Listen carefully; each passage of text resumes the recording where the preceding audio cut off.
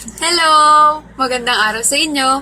Ako si Alana Morillo at magpapakilala ako sa pamamagitan ng isang tula. Ako si Alana, ang bunso sa aming pamilya. Itinuturing na parang prinsesa ng aking ama't ina. Nag-aral sa pampublikong paaralan, high school at elementarya. At nung nag-college, UST na. Mahilig akong kumain, pero hindi halata. Mahilig din ako matulog, pero hindi ko magawa dahil sa dami ng takda. Mahilig din akong kumanta, kahit minsan nakakairita. Marunong din akong sumayaw. Oops, wait lang, joke lang pala. Pangarap kong libutin ang buong mundo, kahit alam kong hindi ito magkakatotoo.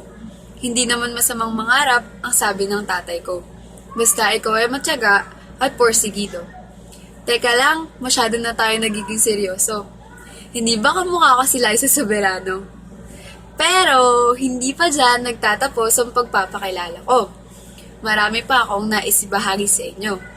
Tulad na lang ng mga aso ko. Si Chucky, si Nogi, at si Beauty. Oops, si Chichay din ay kasali. Ang bahay namin ay hindi gaanong malaki. Sapat lang ito para sa 5 taong lumalagi. Ang biyaya ng Diyos sa amin ay sobra-sobra na at wala na akong mahihiling pa.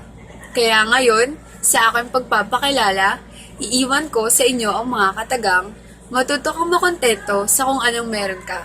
Dahil ito ang susi upang mabuhay ka ng maligaya.